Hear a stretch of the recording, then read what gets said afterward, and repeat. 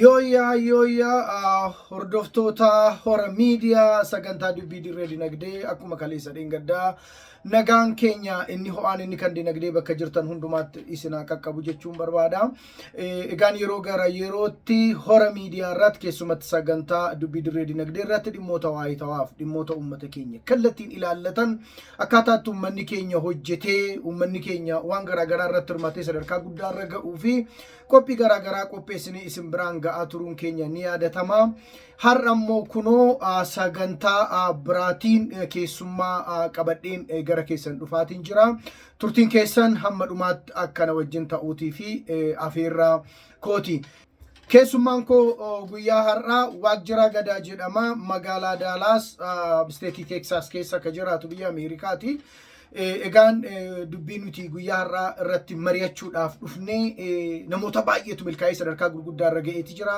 Dinagdeedhaan, barnootaan, siyaasaan, hojii garaagaraatiin namoota baay'eetu ifaajee hojjetee iddoo guddaa ga'eeti jira. Garuu namoonni kun si'a baay'ee amala wal fakkaataa qabu. Mee namoonni milkaa'insa qaban kun amaloonni isaan ittiin wal fakkaatan maali? Kanarraa maal baranna ka jedhutu wajjiniin mari'annaa. Turtiin keessan hamma dhumaatti anaa wajjinaa ta'uu. Obbo Waajjira baga nagaadhaan gara hora miidiyaa dubbii dirree dinagdee dhuftan isiniin jechuun barbaada. Isinis baga nagaan na eegdanii. Egaan akkuma ammaa dubbachaa ture hawaasa keenya keessatti dargaggoota keenya keessatti dubbii milkaa'insaatu yeroo itti hanqatu laallaa. Baadiyyaa ka jiru, magaalaa ka jiru, biyya keessa biyya alaallee ka jiru hojjetanii ifaajanii keessumatti dinagdee milkaa'insa argachuu keessatti gaa yeroo danqaan garaagaraa isaan mudatutu jira. Waa kanarratti gaan dubbii ijoo tokko lama sadii walii wajjin dubbannee uummata kana akka barsiisuudhaafan toora Zoomiitiin hora miidiyaa irratti isin afeere isinillee afeerraa keenya fudhattanii argamuu keessaniitiif irra deebi'een guddaa galatoomaa isiniin jedha. Mee haa jalqabnuuti milkaa'insumti wanti jedhamu kun namni waa milkaa'eera. Milkaa'utu irra jira gaafa jennu kana mee akkamatti hubattu dhaggeeffattoota keenyaaf illee mee yaada hirtan. Dooktar guddaa galatoomii dursee hordoftoota akkasumas maatii dubbii dirree dinagdeetiin akkam nageenya badhaadhaa jirtu een jedha. Itti aansee maqaa koo akkuma isinuu hordoftoota wal na barsiiftan Waajjira Gadaan jedhama.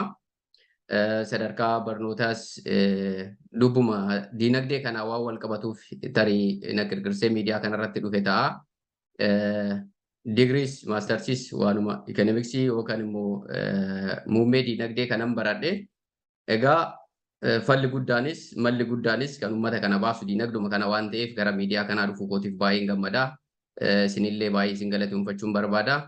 Miidiyaa jalqabaa miidiyaa dinagdee irratti uummata kakaasaa jiru si'eessaa jiru waan nuu fidaniif guddaa galatoomaa jechuun barbaada jalqaba irratti. Inni biraa waa'ee milkaa'inatti wal qabatee milkaa'inni maali kan jedhudha.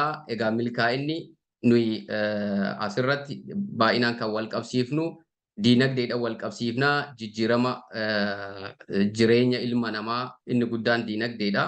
Halkanii guyyaa namni kan ifaaju kan bu'u kan ba'u biitti halkanii guyyaa kan wal loltu kan araaramtu dhimma dinagdeeti. Dubbiin dinagdee dubbii jabduudha.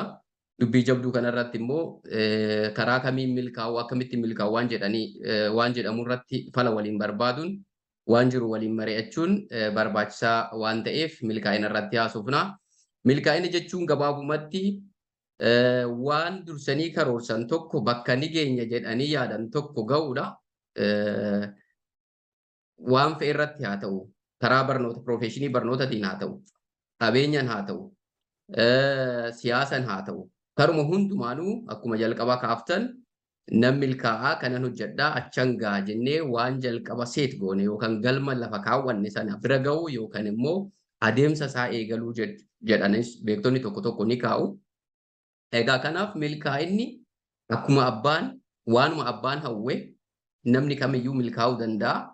Kan milkaa'u waan tokko irratti oduu hin taane hundumtuu waanuma fedhii isa keessa jiru, dandeettii isa keessa jiru, carraa isa keessa jiru itti fayyadamee kan barnootan milkaa'u, qabeenya milkaa'u, kan qotee bulaa ta'ee qonnaan milkaa'e hundumtuuyyuu amantii oduun qoonne biyya yookaan bakka jiraattu irratti dirqama oduun hundoofne bakka kamiyyuu jiraattee nama akkamiituu taate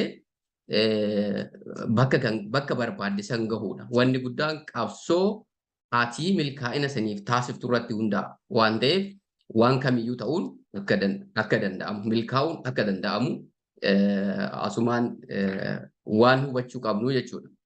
Baay'ee galatoomi Waaqjiraa. Egaan milkaa'uun namni hundumtuu jireenya isaa keessatti kallattii karoorfatee irratti bobba'e sana hadheeffatee galma kaawwate mul'ata kaawwate karoora baafatee kaawwate sana raawwachuudhaanii lafa yaade ga'uudha.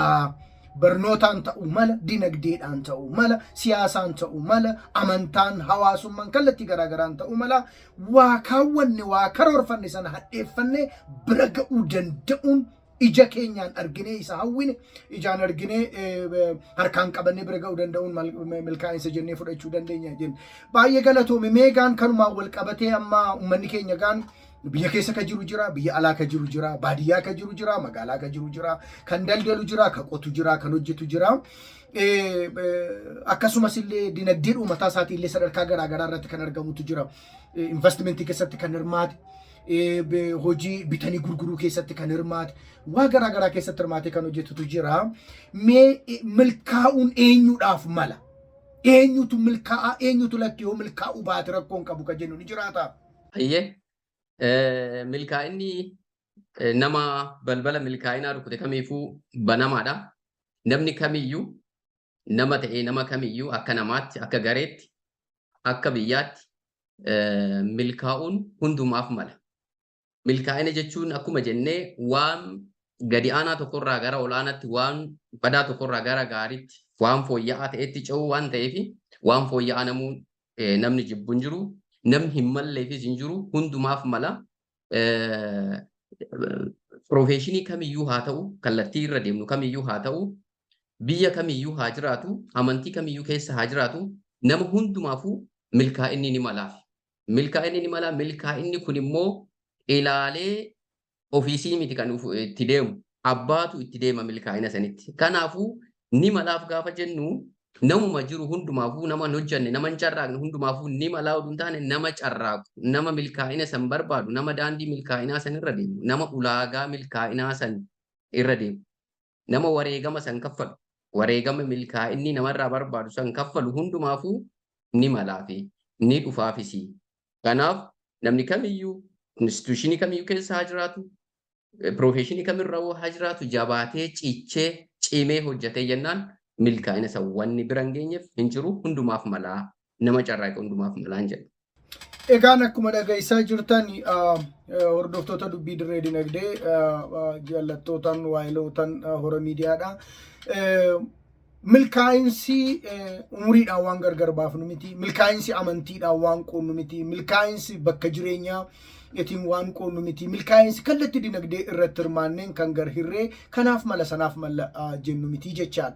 Kanaaf egaan milkaa'insi isiniif mala. Warri magaalaa keessa jirtan magaalaa Finfinnee, magaalaa Amboo, Shaashamannee, Adaamaa, kutaa magaalaa garaagaraa Oromiyaa keessa kan jirtan yoo hojjettan, yoo dafqitan, yoo fiigdan, karaa saayinsii dinagdeetiin fudhatama qaburra yoo imaltan milkaa'insi isiniif mala jechaadha. Uummanni keenya baadiyyaa jirtan, qonna babal'oo irratti kan hirmaattanii jirtan, jal'isiitti kan fayyadamtan, akkasumas illee lafa xixiqqaa irratti kan qottan, kan damma dammeessitan, kan beellada horsiiftan, kamirratti kan hirmaattan jabaattanii hojjennaan. Qabsoo dinagdee qabsoo hadhaa godhattanii jennaan milkaa'insi isiniif mala jechaadha. Ani harka qalleeyyiidha. Ani reefan mana barumsaa sadarkaa olaanaa irraa ba'e. Kanaafuu milkaa'uu hin danda'u ka jedhu hin jiru. Milkaa'insi akka Waaqjiraan jechaa jirutti gaan harka keenya keessa jira. Dadhabbii keenya keessa, dafqa keenya keessa, fiiguu keenya keessa, hojjechuu keenya keessa jira jechaadha. Kanaaf milkaa'insi isiniif mala. Milkaa'insa akka qabsoo hadhaatti fudhattanii duukaa abuuf hordofuun isinirraa eegama jechuudha. Uummanni keenya biyya giddu gala bahaa kana jirtan, uummanni keenya biyya lixa addunyaa kanaallee jirtan, Awuroopaas haa ta'u Ameerikaa, waggaa 20 waggaa 30 jiraattanii hojii baay'ee hojjettanii jirtan milkaa'insi isiniif mala. Achitti hojjettanii waan argattan walitti qabattanii dinagdee sadarkaa guddaarra geessanii Oromoo biyyatti hafe, saba biyyatti hafe harka qabuuni isinirraa eegamaa isiniif mala jechaadha. Kanaaf barri fuula keenya dura jiru kun, jaarraan fuula keenya dura jiru kun jaarraa itti dinagdeen Oromoo milkaa'u, jaarraa itti dargaggeessi dargaggeessi dinagdee milkaa'u hojjetaan mootummaaf miti mootummaa dinagdee milkaa'u gochuun nurra jira jedha. Waajjiraan egaan magaalaa Daalaas steetii Teeksaas irratti dhaamsa kana isinii dhaamaati jira. Mee waajjira namoota baay'eetu addunyaa kanarratti milkaa'ee Itoophiyaa keessatti illee namni baay'een milkaa'ee jira beektee nama harka qalleessarraa ka'ee hoteela abbaa urjii 5 ta'e jira. Abbaa warshaa 2-3 ta'etu jira. Abbaa gamoo dhedheeroo kana ga'etu jira. Biyya Awurooppaattis, biyya Ameerikaattis, biyya biraattis illee kan milkaa'ee sadarkaa gurguddaa ga'etu jira. Namoonni kun wal fakkaatu laata? Seenaan jireenya isaanii waan nutti muqabaa laata waan nuuf qoddu ni qabdaa? Galatoom Dooktar. Egaa milkaa'uun waan tolaan dhufuu miti, waan salphatti dhufuu miti. Wareegama guddaadhaan kan dhufu. Milkaa'uuf immoo warri wareegama kaffalan, warri wareegama gurguddaa kaffalan fakkeenya guddaa nu ta'u addunyaa kanarratti akka biyya keenyattis haa ta'u namoonni bakka wayii gahan carraaqqii malee kan milkaa'ina wayirra gahan hin jiran jechuun ni danda'ama. Ilaaluu dandeenya namoota milkaa'an akka addunyaattis milkaa'an seenaa isaanii yoo dubbifne bu'aacii hedduu keessa darbanii bu'aacii hadhaawaa keessa darbanii bakka hamma gahan kana gahan yeroo baay'ee kan arginu ija duratti milkaa'uu nama sanii qofa argina. Wanni inni keessa darbe, gufuun inni keessa darbe, mufaatuun inni keessa darbe, rakkoon dararri keessa darbe, darara hamaadha. San hundumaa obsee danda'ee ifaajee hirriba dhabuu qaba taanaan dhabee garaa hidhatee beela deema taanaan beela'ee bakka barbaade san gahuuf nuti bakka inni gahu san qofa argina malee dugda duuban carraaqqii inni kaffale wareegama inni kaffale san arguu dhiisuu malla. Garuu har'a warri addunyaa irrattis akka biyyaattis milkaa'an namoonni hedduun carraaqqii hamaa keessa darbanii hadhaawaa keessa darbanii bakka san gahan. Kanaafuu carraaqqii san keessa darbee namni kamiyyuu ni milkaa'a. Yeroo baay'ee irra deddeebifamee dubbata namni addunyaa kanaaf waan baay'ee uuman kan akka ibsaa uuman haa ta'uu kireetivitii garaagaraa uumanii har'a kan nu badhaasan warri kanaan dura waa uuman suni rakkoo hamaa keessa darbanii gufuu keessa darbanii bakka nagahanii akka biyya keenyattis namoonni qabeenya horatan namoonni hedduun egaa kanatee duroome malamaltummaan duroome hin jiru jechuu miti namni carraaqee dadhabee duroome garuu jira akka biyya ormaatittis akkasuma hundumsaatu carraaqee milkaa'a. Yoo carraaqee milkaa'ee milkiin sunillee milkii itti fufiinsa ta'a waan ta'eef namoonni kan carraaqanii milkaa'antu irra heddummaataa jechuudha. Kanaaf hundumtuyyuu carraaqee har'atan ifaajee waan keessa darbuu qabu keessa darbee yoo cime boru milkaa'uu ni danda'a waan jedhuun qaba. Yeroo tokko kitaaba milkaa'ina afaan milkooftotaa jedhu tokko barreessee maxxanseen ture. Achirratti namoonni fayya beeloo kan harka hin qabne, kan luka hin qabne yookaan kan hin dhageenye kan milkaa'an fakkeenyota tokko tokko kaaseen ture. Fakkeenya kan akka Helen Armas Kiilar fa'aa fudhachuu dandeenya. Kan hin dubbanne, kan hin dhageenye, kan hin ilaalle garuu namoota barreessitoota ciccimoo, otaroota ciccimoo addunyaa hedduurratti gara biyyoota 25 ol keessatti faawundeeshinii qabaatee amma ammaatti isiin lubbuun dabarte maqaa isiitiin uummanni hedduun biyyi hedduu keessatti gargaaramaa jira. Namni yoo jabaate homtuu nama hin daangessu jechuudha. Hamma as gahutti deema. Hamma qaamallee dhabde milkaa'ina kan kee bira gahutti deemta. Wanni guddoon kutannoodha kan jenneef kana. Waan hadhaawaa keessa darbuudha kan jenneef kana. Tarii amaloota maal qabaachuu qabu kan jennu gabaabsinee kaa'uu dandeenya. Namoonni akkasii kun namoonni amala milkaa'ina akkasii keessa darban kun maal keessa olu darbanii irra gaariidha. Akka beektonni garaagaraa qo'atanitti amala akkamii utuu qabaatee gaariidha kan jedhamu tarii gaggabaabsinee ilaaluu dandeenya. Kanaan alatti namni kamiyyuu milkaa'uu ni danda'a carraaqqisan keessa darbuu qofa barbaadaa jechuudha. Baay'ee galatoomii waajjiree dhugaadha. Namoota baay'eetu qabsoo hadhaa keessa darbee wareegama qaqqaalii kaffalee lafa yaade olillee ka ga'eetu jira. Atiyyuu kaafteetta waa'ee dhimma Helen Keller kanaa pirezidaantii Ameerikaa kanaan dura ture si'a meeqa dorgomee kufee mana barumsaatti illee performii gochuu hin dandeessutti jedhamee sana booda goota meeqa booda dhufee kan pirezidaantii Ameerikaa akka ta'e kanallee hundi keenya yaadannaa. Abbaa Maayikiroosooftiin kun dararattamii keessa darbee akaadaamik andar performaansii hadhooftuu keessa darbee akkamitti akka naddana ga'e illee seenaa waa'ee isaa dubbatu baay'eetu jira. Akkuma kana Alibaabaan barsiisummaa waan mana namaa keessallee qacaramee gajjedhee hojjechuu hin dandeessu jedhamee aari'amee har'a garuu daldala digital biizinesii addunyaa kanarratti to'atee kan jirutu jira. Agartee addunyaa kanarratti illee fakkeenya gaarii kan nutaan amma namni ifa kana kalaqe ootistiidha. Dhukkuba ootizimii nama qabu maatii biratti barsiisa biratti waa baay'ee biratti booddeettafaadha kan jedhame garuu addunyaa kana ifa kan agarsiisetu jira. Dubbiin dubbii qabsoo, dubbiin dubbii abdii kutachuu dhiisuu, dubbiin dubbii ifaajuu, dubbiin dubbii persistency fi perseverance jabaa qabaachuudhaa fi waa qabatan hanga dhumaatti cichaniitti hojjechuudha. Dhimma mul'ataan hoogganamuuti, dhimma karoora ofii karoorfatanii hamma galma ga'anitti deemuudha.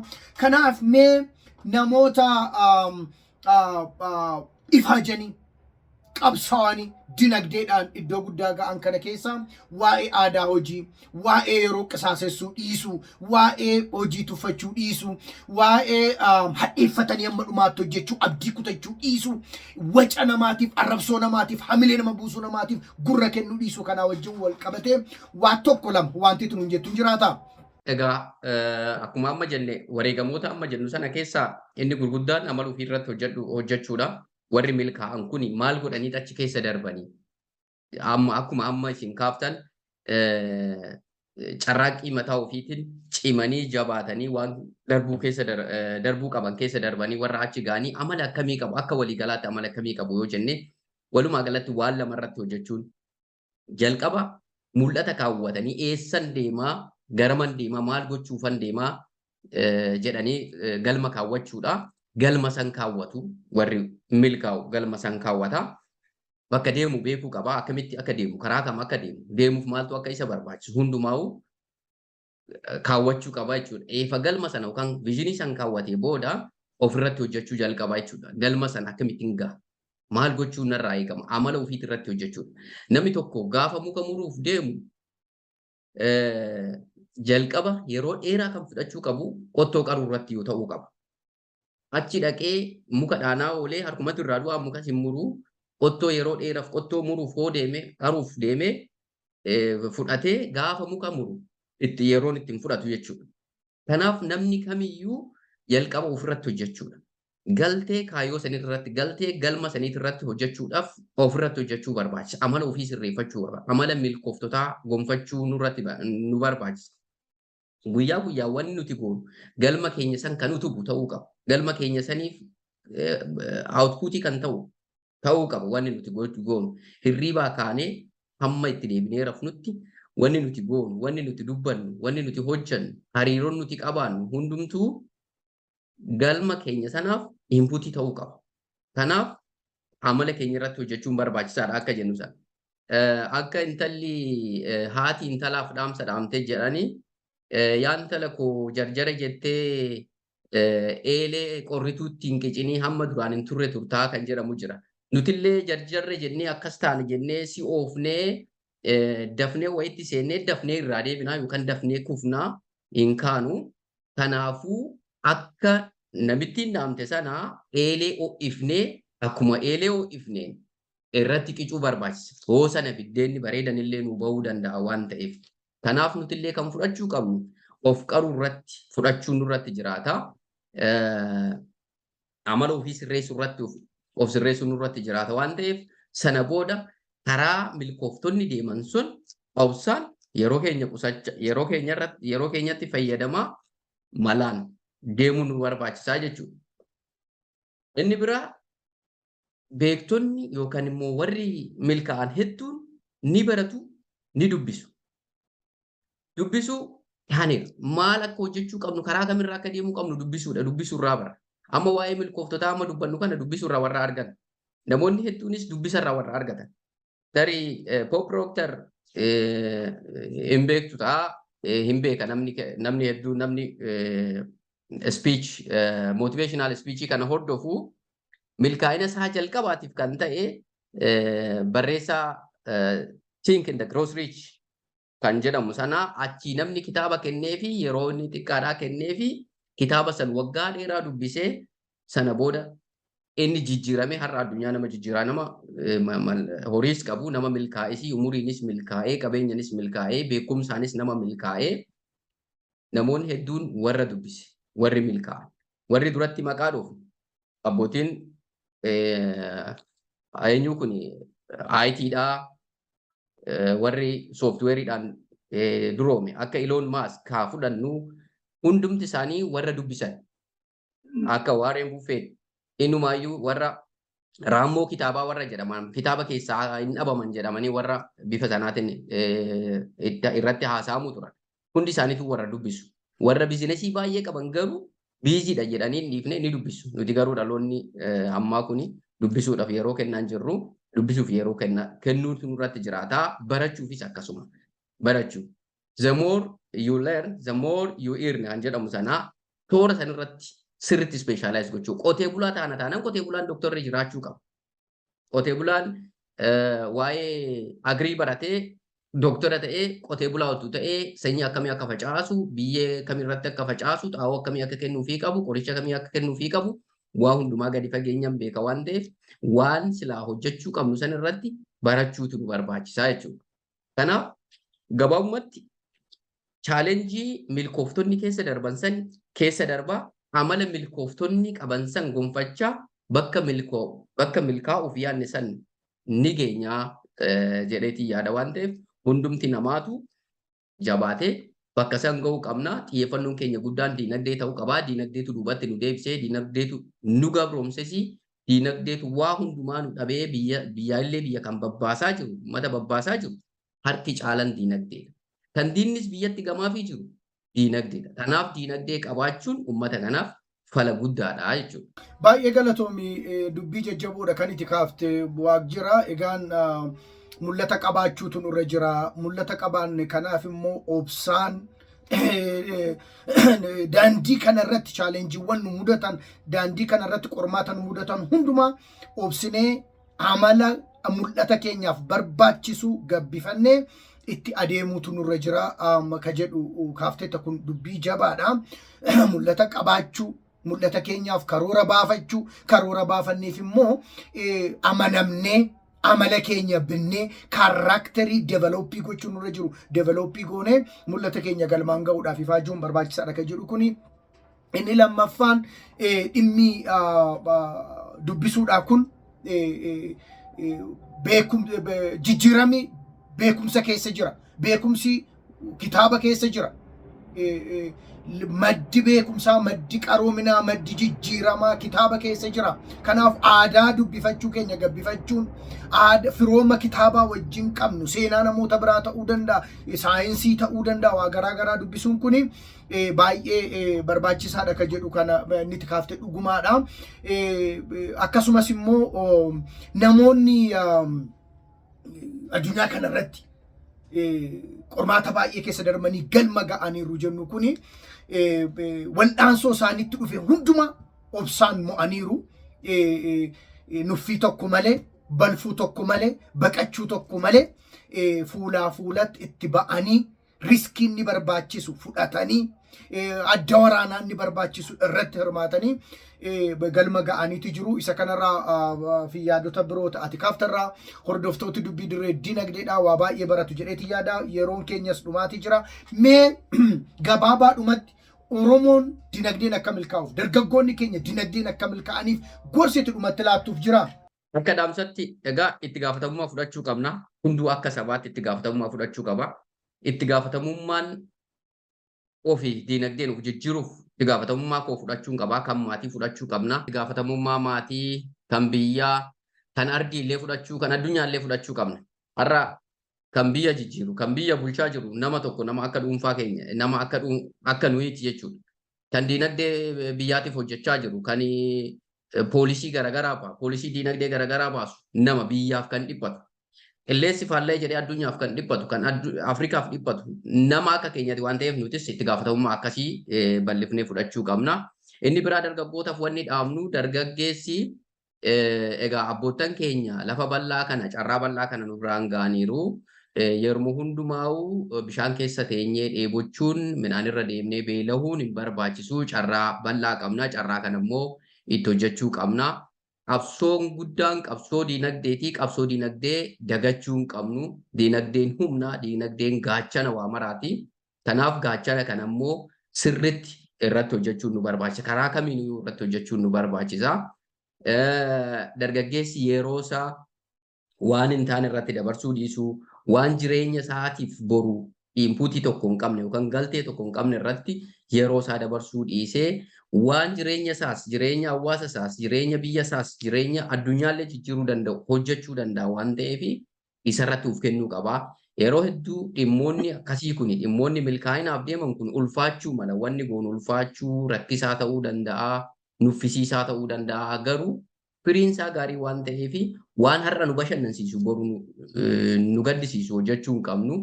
Waan har'a tariitii nu gaddisiisu yookaan nu dadhabsiisu boru nu gammachiisu hojjechuun nurratti jiraata waan ta'eef madda bashannanaa keenyallee hirrifnee sooshaal miidiyaa kana hojii sirrii ta'eef oolchuun nurratti jiraatan jedha.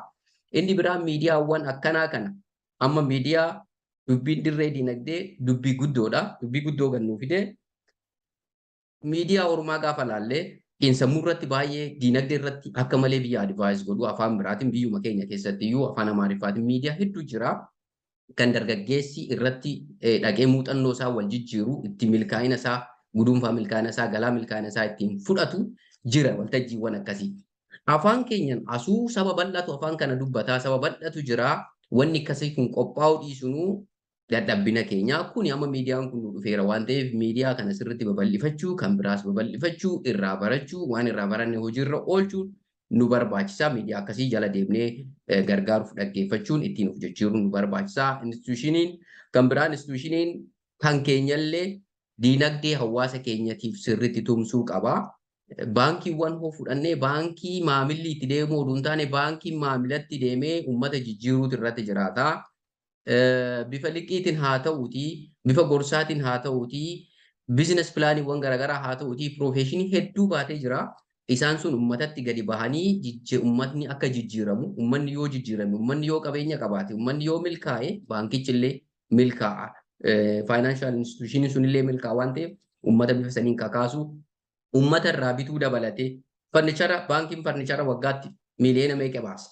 Dhaabbata keenya irraa yoo bite yookaan nama wayii gurmeessee yookaan dhaabbata wayii gurmeessee maamiltoota isaa gurmeessee kana dhiyeessaa hoo jedhee koompitara hedduu bita.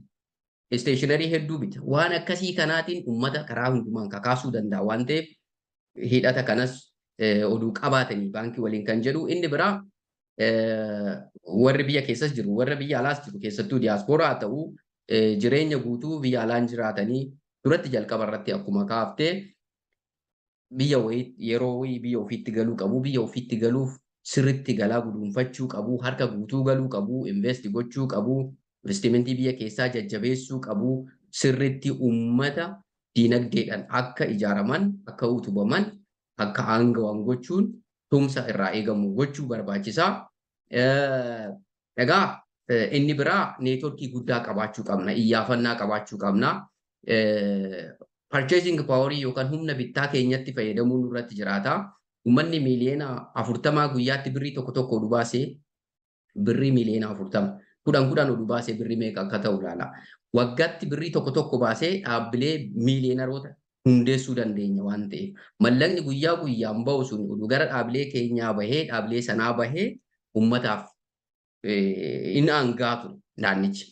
Egaa kuni kanaan duratti dhimma iyyaafannoo jedhamee wanni ka'ame jira. Namoonni akka siyaasatti yookaan akka waan biraatti fudhatu. Kuni seeruma diinagdee keessatti, seera diinagdee keessatti import, restriction, export, expansion jira. Exportii encourage gochuudha. Sun immoo isuma san split godhanii gara naannoo gara wanti fiduudha. Gara naannootti yoo fide naannoon ofii humna horatu malee biyyi humna horatu. Naannoon humna horachuudhaaf oomishni naannoo sanaa jajjabaachuu qaba. Oomishni naannoo sanaa babal'achuu qaba. Wanni baasiin inni alatti baasu yookaan baasiin inni naannoo biraatiif baasu xiqqaatee galiin inni argatu immoo ol ka'uu qaba. Kuni akka importiif exportitti sadarkaa biyya keessaa haa ta'u malee kanumatu hojiirra oola waan ta'eef inni kun hojiirra ooluu qaba. Iyyaafannaan hojiirra ooluu qaba. Dhaabbanni isa maddii jiru otoo hin jabeessine dhaabbata biraa deemuun sirrii miti. Amma yeroo baay'ee maaltu taajjabamu? Aanan tokko maayikiroof xixiqqaadhaan ijoolleen gurmeessa. Hojii mukaati irratti ni gurmeessa. Garuu aanan sun ofumaa isaatii gurmeessee gabaasa ittiin gabaasa ijoollee manaa gurmeessee liqii kenneefii jedhaa meeshaa san irraa hin bitu. Meeshaa san eentu irraa haa bitu? Hoo isaan irraa hin bitne. Isaan irraa bitanii biroo isaaniitiif irraa bitanii oduu jajjabeessanii. Isteeshinarii aanan tokko miliyoona birrii baasa. Isteeshinarii sanii ijoollee gurmeessite sanii dhiyeessaa oduu jedhe deemanii gara biraatii hamma baasan. Bifa kanaatiin wal jajjabeessanii wal kaasuun numa danda'ama. Kanaaf inni kun gara biraatitti fudhatamuu barbaachisu. Kuni pirinsipilii diinagdeeti. Saayinsii diinagdee waan ta'eef saayinsii kanaan fayyadamnee neetworkii ijaarrachuu qabna. Gamaa gamatti neetworkii ijaarratee diinagdeedhaan humnaa'uun diinagdeen aanga'uun dirqama ta'a.